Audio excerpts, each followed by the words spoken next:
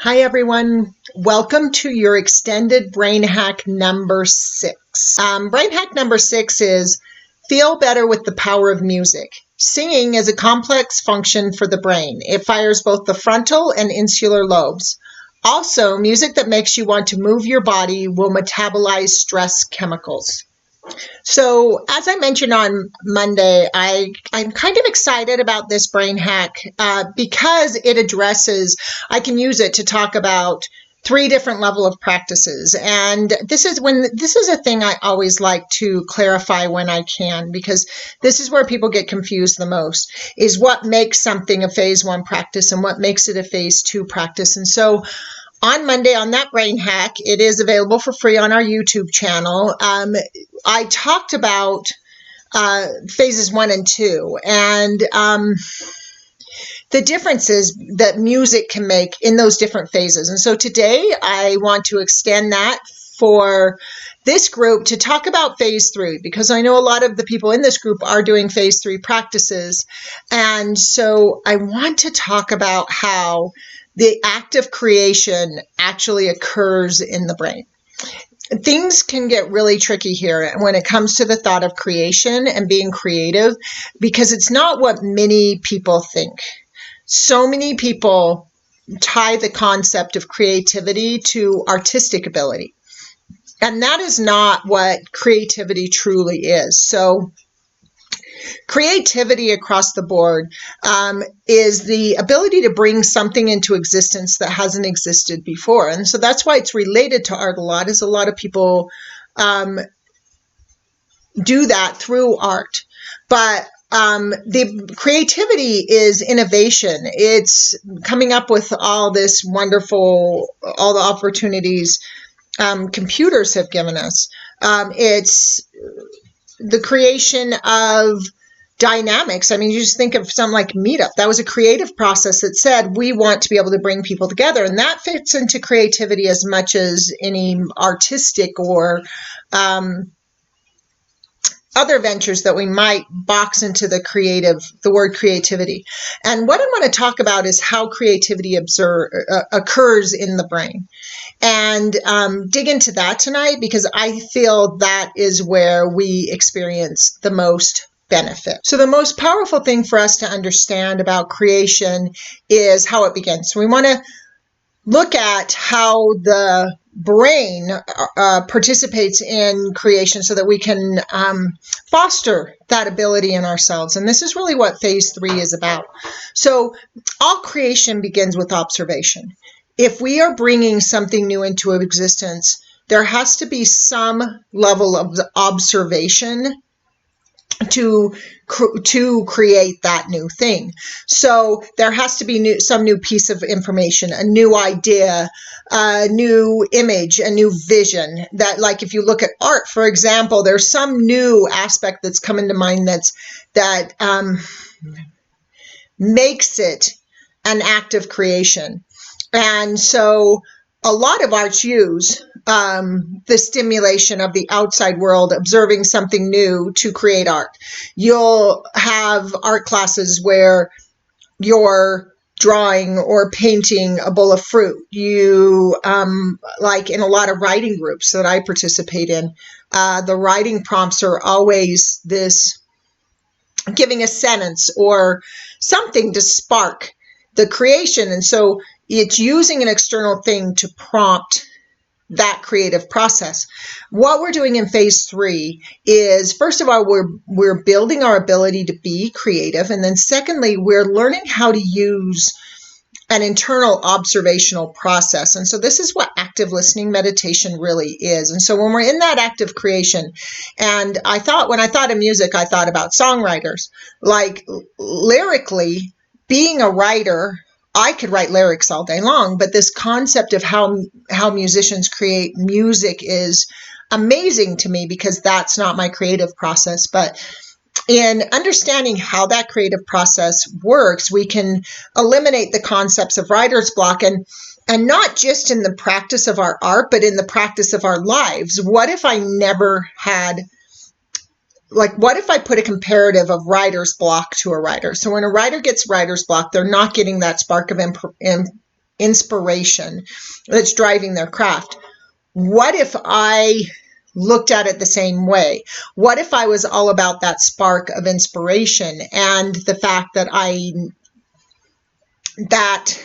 my life felt blocked. I didn't know the way to handle a certain financial situation or how to handle a situation in relationships. So my creative spark that helps me manage the twists and turns of life, if it's not available, life has a lot more suffering. If I feel like no matter what comes up, I can handle it and I have the creative spark to move through it, then life is no longer happening to me. I can manage it and happen to it. I can bring into it what I want. So this power of observation and being able to observe information that's not readily apparent becomes really important. And even better, an ability to observe the actions of our own subconscious mind is really powerful. To be able to observe and interact with the subconscious mind and how it's working is one of the most powerful things we can do. So I want to talk about what we're doing in phase 3 and what makes a phase 3 practice. So like Monday, I went through phase 1 and 2 and what makes those practices. Today, I just want to put a quick video out on how do I do an accurate phase 3 practice. So again, I talk a lot about the fact that phase 3 is this left rigid side of our brain, the rule maker, which is critical. We need structure, we need rules. Without it, we feel really vulnerable, raw, and kind of out of control.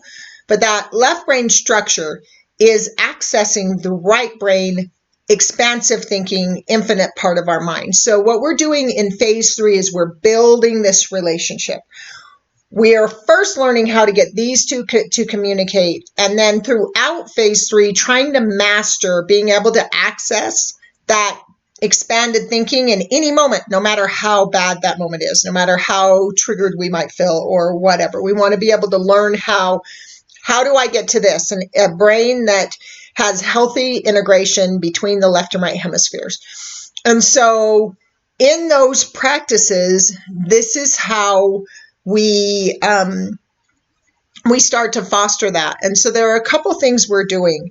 So it becomes this creative act. So in the world of music, this would be us writing a story or a song or philosophical thinking. So these are the phase 3 practices we talk about a lot, which are mythology, which I'll talk a little bit about tonight to explain the practice, but it could be philosophical thinking, or it could be that we are doing deep contemplation, contemplating questions. That's kind of what we do in Lit Up, is that people get a daily question to put them in a contemplative space to make sure they're triggering that phase 3 practice. It could be creating music, or it could be creating the next big app. It's all innovative, creative process, but we want to train our brain to be able to easily use it so that even when things that seem bad are happening in our life, and they can be truly bad, it's not just seeming bad, but when bad things happen, we know how to navigate those because we have that access to information. So what we're doing when we're doing these practices is this. We need to be in that observational state, because coming up with an idea or a plan to handle anything is always an act of observation. So whether we're in a bad situation or don't like our life, what we're doing is trying to move from what we know and have been, where we are now, to what we don't know and have never been. So this is a new location. And to go to that new location, we need new information. And so being able to access that right brain is critical. And so that's why one of the things I stress is, do not just do phase 3 practices to manage triggers. You want to do these every day, preferably before bed. I'm not going to get into the powers of sleep. That'll be in other videos. I talk about it a lot. What I want to do instead is want to make sure you're getting the practice right. So there are 2 things that you want to trigger when you're doing this practice. So again, you have to be in a calm state, so you want to make sure if you're triggered or upset at all that you do a phase 1 practice first. But the first thing you need to trigger is the phase 2 practice, which is being centered. This is an observational state, so this is mindfulness. Mindfulness is a state of observation. So, for example, if you're using a body scan to center, you're observing your body. You're saying, okay, I'm going to focus on my toes, and I'm going to connect with each toe, and then I'm going to think of the ball of my foot, and I'm going to think of the arch and the heel and the top of my foot. This means I'm observing my feet now. And so if I observe my whole body, that centers me because it's triggering the prefrontal cortex. And again, like I said on Monday, when we trigger that prefrontal cortex, we're now getting away from the amygdala. So we're reactivating it because we learn from everywhere that when the amygdala triggers, it shuts off that prefrontal cortex. We need to reactivate that prefrontal cortex, and we can do that through mindfulness, which means observation. So it means I'm in an observational state. Now, a lot of mindfulness practices stop at observation of your current environment. So they will say, pay attention to your food. How does it taste? How does it feel to chew? Observe the emotion you're in. If you're in pain or if you're frustrated or angry, observe being in that emotion, or observe how the temperature and the texture of the air around you, or observe the sounds. So all this observation is about the present moment. It's about the current experience. This does activate our prefrontal cortex, but the thing it doesn't do is trigger this response, this communication between the left and right hemispheres. The only way to do this is to try to articulate something that is hard to articulate. And a good way to do that is imagination. One of the most devastating things that happens to us in childhood is having our imaginations discounted and dismissed. Imagination is the back of all innovation. People say that suffering creates innovation, pain, lack. That's not true.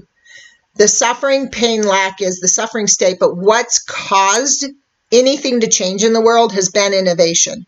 So there may have been someone long ago suffering with trying to haul something across the ground, but it was innovation that made them think of the will. It was innovation that made us think of building roofs over our head. It was innovation that made us decide to create computers. And all innovation is about making life easier, but it's not the suffering that creates the innovation.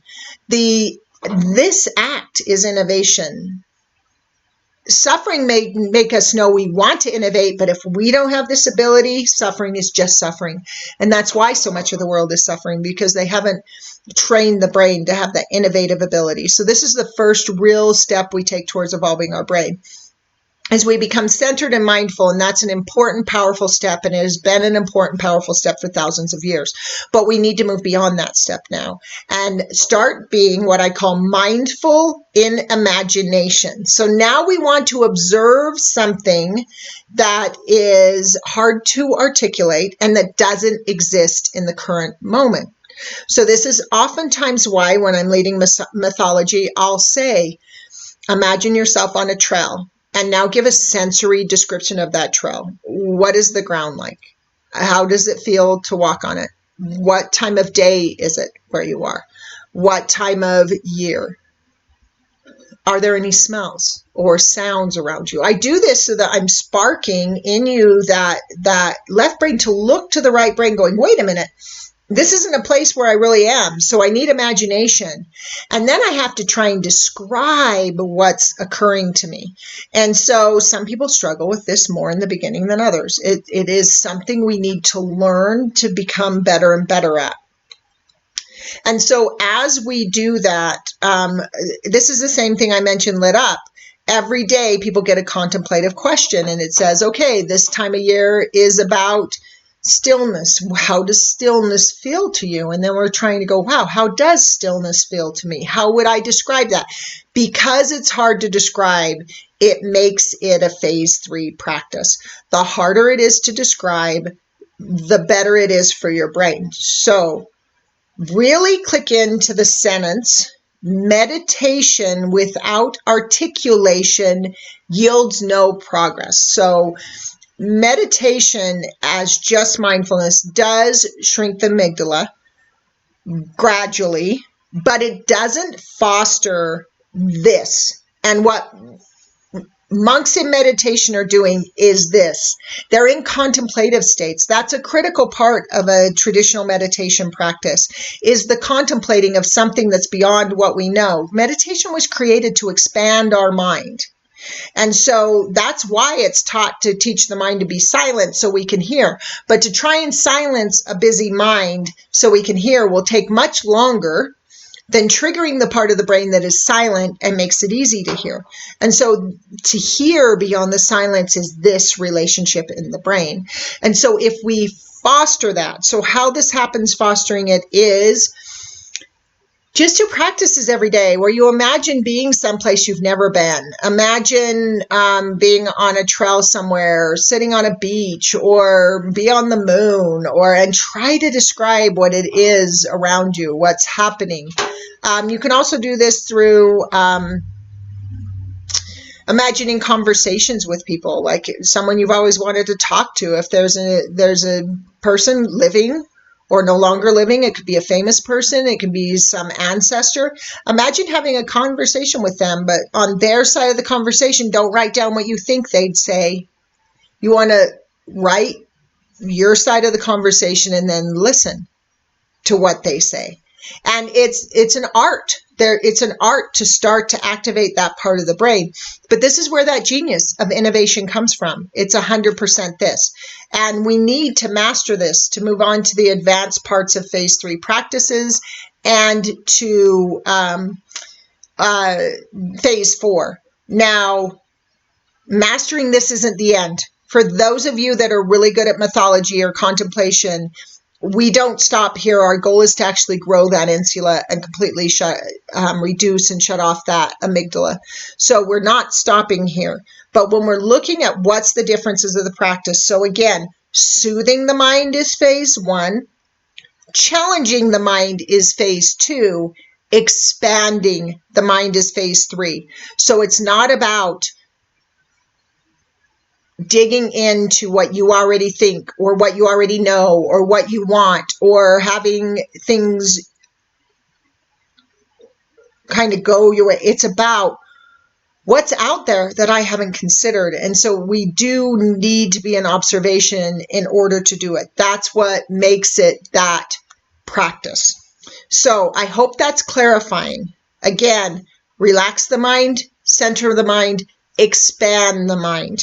Observation. It's easiest to do that by imagining yourself in a place and giving a sensory description of that place. As you do that, it'll literally take a few weeks at most. If you do it every day, then you can start expanding the practice into taking that into journeys or contemplative questions. If you need more information, if you have any questions, if there's anything more I can do to help you in these processes, I hope this brain hack helped clarify those. I'm going to be on live again Monday every week. If you have any requests, post it in the comment. You can find this video will be on YouTube. In the future, they'll be unlisted because they're only going to be available in the private group. This group goes private in a couple days, so after it goes private, these brain hacks won't be available to anyone but this group. But you can go in and post comments, or you can post comments in the group. The questions you have might help others. So go in and start a discussion and say the things you like, or the things you are confused on, or what you think I'm talking about. And I'm happy to clarify or to add to that. I'd love to see us getting a lot more discussions going here in the group where we help each other through understanding these steps. Because if we can understand them, we get real significant change fast. If we don't understand them, it can be frustrating and confusing, and we're not getting the progress we want. I mean, we're talking about radically transforming our lives, ending suffering in our life. This is a huge reward if we just get the practices right. So I'm hoping this week helps. I'm hoping this information helps. Again, if you want more, or if you want me to address a specific thing in a brain hack, throw a note in discussion saying, can you do a brain hack on this? And I will definitely put it on the list. So again, I just want to say thank you to everyone. And thank you for being a part of this group. Thank you for being involved in what I do. I am so grateful. So all these meetups and all the people I've met, you're all so brilliant. And I'm so grateful to have been able to do all this with you. And I'm so excited to take this next step and to be even more available, offer even more. I'm excited to be just a part of this. So again, give me your feedback. Let me know how it looks. And whatever you decide to do going forward, I wish you tremendous success on your journey.